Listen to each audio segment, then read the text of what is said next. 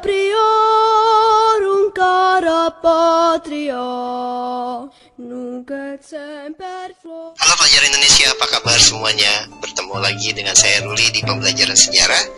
Kali ini kita akan membahas salah satu kerajaan Islam terbesar di Indonesia, di wilayah Sulawesi, yaitu Kerajaan Goa dan Talo yang biasa disebut juga sebagai Kerajaan Makassar. Oke, kita bisa lihat di sini, ini adalah peta kerajaan yang ada di Makassar, di Sulawesi. Ini adalah peta dari wilayah Sulawesi bagian selatan. Bisa lihat di sini. Oke.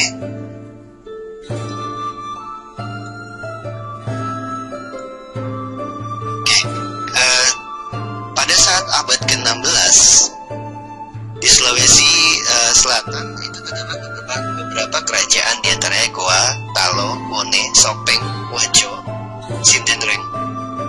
Kerajaan yang dua terbesar yaitu Goa dan Talo membentuk persekutuan pada tahun 1528 sehingga melahirkan suatu kerajaan yang lebih dikenal sebagai sebutan Kerajaan Makassar. Kerajaan Makassar sendiri dipimpin oleh yang Raja Goa. Ini ada dua raja ya, karena terdapat Goa dan Talo. Raja Goa bernama Daeng Manrabia menjadi raja, kemudian bergelar Sultan Alauddin, dan Raja Talo Karaeng Mantoaya menjadi Perdana Menteri, kemudian bergelar Sultan Abdullah. Karena pusat pemerintahan terdapat di Makassar, Kerajaan Goa dan Talo sering disebut sebagai Kerajaan Makassar. Wilayah kerajaan ini sekarang berada di bawah Kabupaten Goa dan sekitarnya, gitu loh.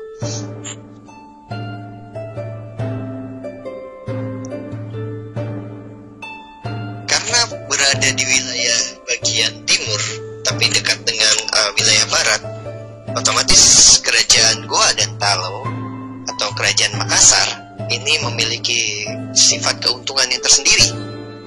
Kita bisa lihat bahwa di sebelah barat dari Kerajaan Makassar itu ada emporium atau bandar besar, yaitu di daerah bagian utara, bagian Jawa, di dekat dengan Sumatera, yaitu Malaka. Kemudian di wilayah timur mereka dekat sekali dengan pusat rempah-rempah, yaitu di Maluku. Oke. Karena hal tersebut, Kerajaan Goa dan Talo ini memiliki ekonomi yang cukup bagus. Kehidupan politiknya, raja yang terkenal dari Goa dan Talo adalah Sultan Hasanuddin. Sultan Hasanuddin terlibat dengan konfrontasi dengan VOC dari Jenderal Spelman, yang kemudian karena sangat gigihnya, VOC pun menggelari Sultan Hasanuddin sebagai ayam jantan dari timur. Dan dia bertarung dengan karena konfrontasi dari VOC sendiri, mereka harus, Kerajaan Goa dan Talo bertarung dengan kerajaan yaitu Arupalaka. Nah, Kerajaan Goa dan Talo merupakan bandar perdagangan rempah terbesar di Indonesia bagian timur, memiliki perdagangan yang bersifat mengikat. Mana sumber asli tertulis pada pertama berasal dari catatan Tommy Pire. Dalam catatannya, ia melukiskan kemampuan pelayaran dari perdagangan orang-orang Makassar. Pire sendiri menulis orang-orang Makassar telah berdagang sampai ke Malaka, Jawa, Borneo, Siam atau Thailand, kemudian antara negeri Pahang dan negeri Siam. Sultan ini disebut kaya akan beras, bahan-bahan makanan lainnya, daging, kapur barus berwarna hitam, dan mereka juga memasok beberapa pakaian dari Cambai, Bengal, dan Keling. Dan mereka juga banyak sekali bukti bahwa mereka sudah berhubungan dengan Tiongkok dengan banyaknya guci-guci atau keramik-keramik yang berasal dari dinasti Sung dan Ming.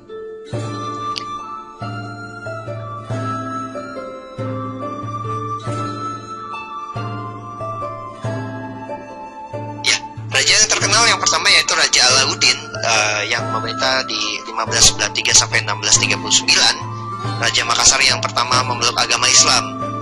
Agama Islam sendiri datang ke wilayah Makassar ini dibawa oleh seorang seorang dato dari Sumatera, yaitu Dato Ri Bandang, ulama Islam dari Sumatera Barat.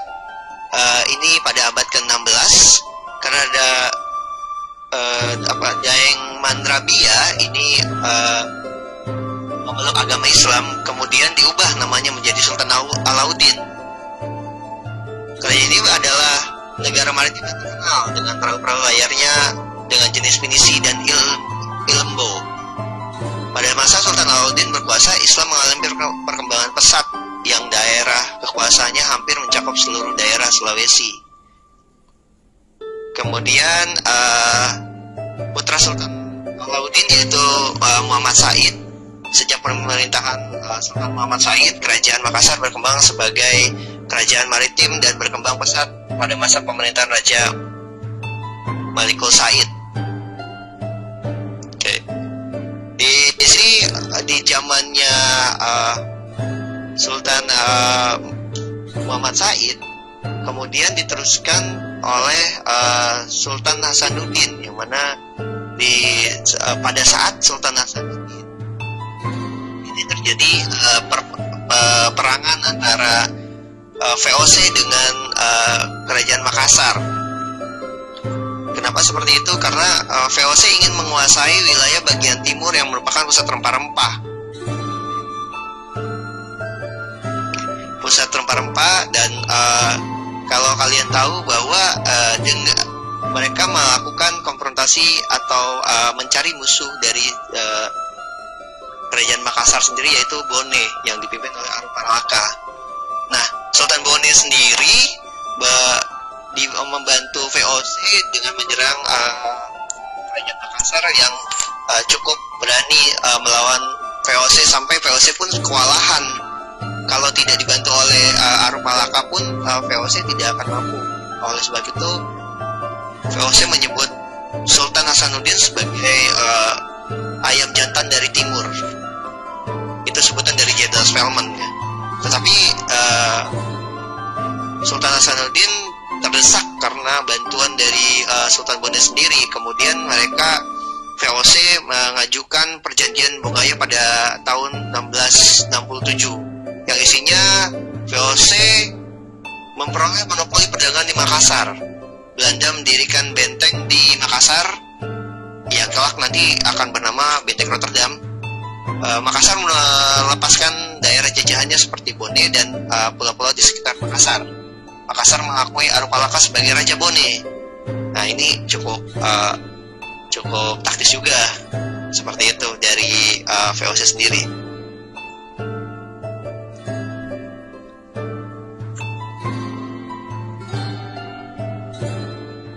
Oke, kehidupan dari ekonomi Kerajaan Makassar sendiri merupakan kerajaan maritim dan berkembang sebagai pusat perdagangan di Indonesia bagian timur. Hal ini ditunjang oleh beberapa faktor seperti letak strategis, memiliki pelabuhan yang baik, serta didukung oleh jatuhnya Malaka ke tangan Portugis pada tahun 1511, yang menyebabkan banyak pedagang-pedagang yang pindah ke Indonesia bagian timur. Orang-orang Makassar dan Bugis terkenal sebagai pelaut ulung yang dapat mengamankan wilayah lautnya. Makanya ada seperti itu. Kemudian Makassar berkembang sebagai pelabuhan internasional. Banyak pedagang asing seperti Portugis, Inggris, dan Denmark datang berdagang di Makassar melalui tipe perahu seperti Pinisi dan Lombo. Pedagang-pedagang Makassar memegang peran penting dalam perdagangan di Nusantara, meski akhirnya untuk itu harus terlibat perang dengan VOC. Sedang gencar-gencarnya untuk melakukan penguasaan di wilayah Hindia Timur. Mereka biasa menyebut Hindia Timur seperti itu.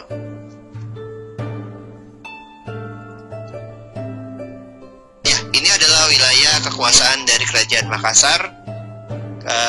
Dalam kehidupan sosial sehari-hari, masyarakat Makassar sangat terikat dengan norma adat yang mereka anggap sakral. Norma kehidupan sosial masyarakat diatur berdasarkan adat dan agama Islam yang disebut Pangandangkang.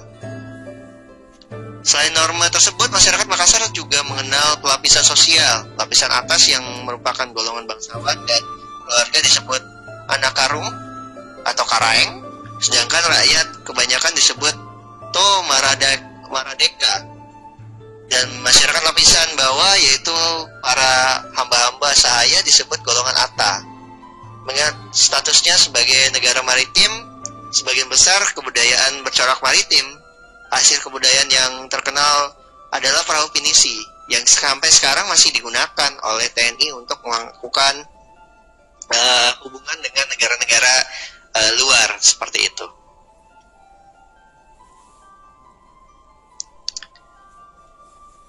Ya, sekian dari saya. Terima kasih semuanya setelah menyaksikan video saya. Sampai berjumpa di video pembelajaran